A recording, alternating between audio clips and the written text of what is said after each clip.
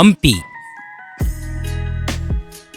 ಹಂಪಿಯು ತುಂಗಾಭದ್ರಾ ನದಿಯ ಸಮೀಪವಿರುವ ಸಮೃದ್ಧ, ಶ್ರೀಮಂತ ಮತ್ತು ಭವ್ಯವಾದ ನಗರವಾಗಿದ್ದು ವಿಜಯನಗರ ಅರಸರ ರಾಜಧಾನಿಯಾಗಿತ್ತು. ಈ ನಗರ ಈಗ ನಾಶಗೊಳಿಸಲ್ಪಟ್ಟ ಅವಶೇಷಗಳ ಒಂದು ಪಟ್ಟಣವಾಗಿ ಉಳಿದಿದೆ. ಭಾರತದ ಅತ್ಯಂತ ಪ್ರಸಿದ್ಧ ಪುರಾತತ್ವ ಕೇಂದ್ರಗಳಲ್ಲಿ ಒಂದಾಗಿದ್ದು ಇಲ್ಲಿನ ಕರಕುಶಲತೆ, ಶಿಲ್ಪಕಲಾ ಸೌಂದರ್ಯದ ಪ್ರಸಿದ್ಧಿಯಿಂದಾಗಿ ಯುನೆಸ್ಕೋ ವಿಶ್ವ ಪರಂಪರೆಯ ತಾಣದ ಮಾನ್ಯತೆ ಪಡೆದಿದೆ. ಇದು ಧರ್ಮ, ಕಲೆ, ಸಂಸ್ಕೃತಿಗಳ ಸಮ್ಮಿಲನಗೊಂಡ ನೆಲ. ಈ ಹಂಪಿ ನಮ್ಮ ರಾಜಧಾನಿ ಬೆಂಗಳೂರಿನಿಂದ ಸುಮಾರು 376 ಕಿಲೋಮೀಟರ್ ಮತ್ತು ಬಳ್ಳಾರಿಯಿಂದ ಸುಮಾರು 74 ಕಿಲೋಮೀಟರ್ ದೂರದಲ್ಲಿದೆ. ನಮ್ಮ ದೇಶದ ಬಹುಮುಖ್ಯ ರಾಜಮನೆತನಗಳಲ್ಲಿ ಒಂದಾದ ವಿಜಯನಗರ ಅರಸರ ಕಾಲಘಟ್ಟದಲ್ಲಿ ಹಂಪಿ ವಿಜಯನಗರ ನಗರದ ಒಂದು ಪ್ರಮುಖ ಭಾಗವಾಗಿದ್ದು, ವಿಜಯನಗರ ಸಾಮ್ರಾಜ್ಯದ ಪತನದ ಬಳಿಕ ಹಂಪಿಯ ವೈಭವ ಮರೆಯಾಯಿತು. ವಿಜಯನಗರ ಜಿಲ್ಲೆಯ ಹೊಸಪೇಟೆಯ ಬಳಿ ಇರುವ ಐತಿಹಾಸಿಕ ಸ್ಥಳ ಹಂಪಿಗೆ ದೇಶದ ನಾನಾ ಭಾಗಗಳಿಂದಲೇ ಅಲ್ಲದೆ ವಿದೇಶಿಗರು ಸಹ ಹೆಚ್ಚಿನ ಸಂಖ್ಯೆಯಲ್ಲಿ ಭೇಟಿ ನೀಡುತ್ತಾರೆ. ಹಂಪಿಗೆ ಹೋದಾಗ ತಪ್ಪದೆ ಭೇಟಿ ನೀಡಲೇಬೇಕಾದ ಸ್ಥಳಗಳ ಬಗ್ಗೆ ಈ ವಿಡಿಯೋದಲ್ಲಿ ತಿಳಿಯೋಣ ಬನ್ನಿ ವೀಕ್ಷಕರೇ. ವಿರೂಪಾಕ್ಷ ದೇವಾಲಯ. ವಿರೂಪಾಕ್ಷ ದೇವಾಲಯ ಮೂಲತಃ ಶಿವನಿಗೆ ಅರ್ಪಿತವಾದ ದೇವಾಲಯವಾಗಿದೆ. ಹಂಪಿಯ ಅತ್ಯಂತ ಜನಪ್ರಿಯ ಪ್ರವಾಸಿ ಆಕರ್ಷಣೆ ಎಂದರೆ ತಪ್ಪಾಗಲಾರದು. ವಿರೂಪಾಕ್ಷ ದೇವಾಲಯವು ಹಂಪಿಯ ಸ್ಮಾರಕಗಳಲ್ಲಿ ಹೆಚ್ಚು ಆಕರ್ಷಣೀಯವಾಗಿದ್ದು ಯುನೆಸ್ಕೋ ವಿಶ್ವ ಪರಂಪರೆಯ ತಾಣವಾಗಿ ಗುರುತಿಸಿಕೊಂಡಿದೆ.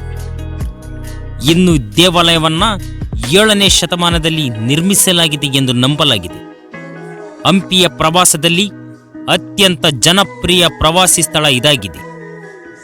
ವಿರೂಪಾಕ್ಷ ದೇವಾಲಯದಲ್ಲಿ ಗರ್ಭಗೃಹ, 3 ಅಂತರಾಳಗಳು, ನವರಂಗ ಮತ್ತು ಮುಖಮಂಟಪ ಕಂಡುಬರುತ್ತವೆ.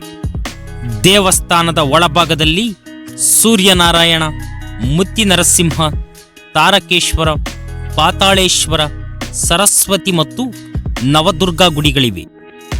ಈ ದೇವಾಲಯವು ಪ್ರಮುಖ ಪ್ರವಾಸಿ ಆಕರ್ಷಣೆಯಾಗಿದ್ದು ಹಲವು ಹಿಂದೂ ಧಾರ್ಮಿಕ ಆಚರಣೆಗಳನ್ನು ವೀಕ್ಷಿಸಲು ಇದೊಂದು ಉತ್ತಮ ತಾಣವಾಗಿದೆ.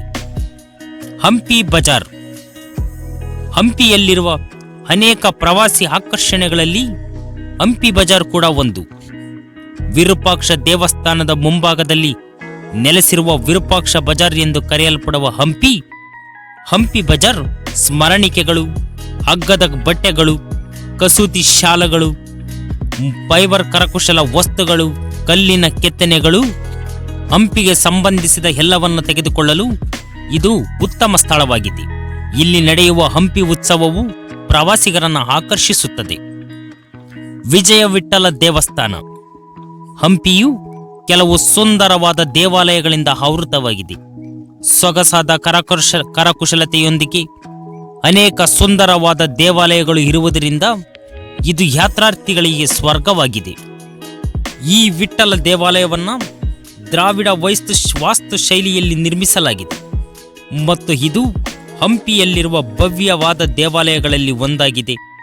56 ಸಂಗೀತ ಸ್ತಂಭಗಳನ್ನು ಒಳಗೊಂಡಿರುವ ರಂಗಮಂಡಲವು ಇಲ್ಲಿನ ಪ್ರಮುಖ ಆಕರ್ಷಣೆಗಳಲ್ಲಿ ಒಂದಾಗಿದೆ. ಮಾತುಂಗ ಬೆಟ್ಟ.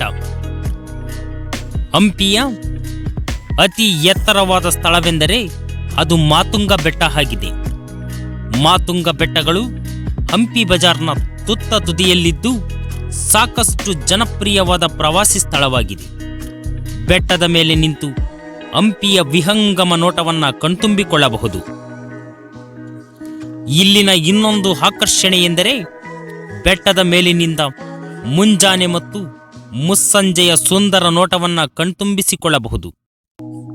ಬೆಟ್ಟದ ತುದಿಯಲ್ಲಿ ಪ್ರಸಿದ್ಧ ವೀರಭದ್ರ ದೇವಾಲಯವಿದ್ದು ಮಾತುಂಗ ಬೆಟ್ಟದ ತುದಿಯನ್ನು ತಲುಪಲು ಏಕೈಕ ಮಾರ್ಗವೆಂದರೆ ಕಡಿದಾದ ಬಂಡೆಗಳ ಉದ್ದಕ್ಕೂ ಟ್ರೆಕ್ಕಿಂಗ್ ಮಾಡುವುದು. ನರಸಿಂಹ ದೇವಾಲಯ. ಲಕ್ಷ್ಮೀ ನರಸಿಂಹ ಮೂರ್ತಿಯು ಹಂಪಿ ಪಟ್ಟಣದಲ್ಲಿರುವ ಭವ್ಯವಾದ ಶಿಲ್ಪಗಳಲ್ಲಿ ಒಂದಾಗಿದೆ. ಹಂಪಿಯಲ್ಲಿರುವ ಅತಿ ದೊಡ್ಡ ಏಕಶಿಲಾ ಮೂರ್ತಿ ಎಂಬುದು ಈ ಶಿಲ್ಪದ ವಿಶೇಷತೆಯಾಗಿದೆ. ಇದು 15ನೇ ಶತಮಾನಕ್ಕೆ ಸೇರಿದ್ದು. ಕಣ್ಣು ಕುಕ್ಕುವ ದೈತ್ಯ ಪ್ರತಿಮೆ ಇದಾಗಿದೆ. ಈ ಪ್ರತಿಮೆಯು ಹೇಮಕೂಟ ಬೆಟ್ಟದ ಮೇಲೆ ದಕ್ಷಿಣ ಭಾಗದಲ್ಲಿ ನೆಲೆಗೊಂಡಿದೆ. ಈ ದೈತ್ಯಾಕಾರದ ಕಲ್ಲಿನ ರಚನೆಯು ಹಂಪಿಯಲ್ಲಿ ಕಂಡುಬರುವ ಪ್ರಮುಖ ಸ್ಮಾರಕಗಳಲ್ಲಿ ಒಂದಾಗಿದೆ. ಇದು ಪ್ರಮುಖ ಪ್ರವಾಸಿ ಆಕರ್ಷಣೆಯಾಗಿದ್ದು ಮತ್ತು ವರ್ಷವಿಡೀ ಹೆಚ್ಚಿನ ಸಂಖ್ಯೆಯ ಜನರು ಭೇಟಿ ನೀಡುತ್ತಾರೆ. ಧನ್ಯವಾದಗಳು.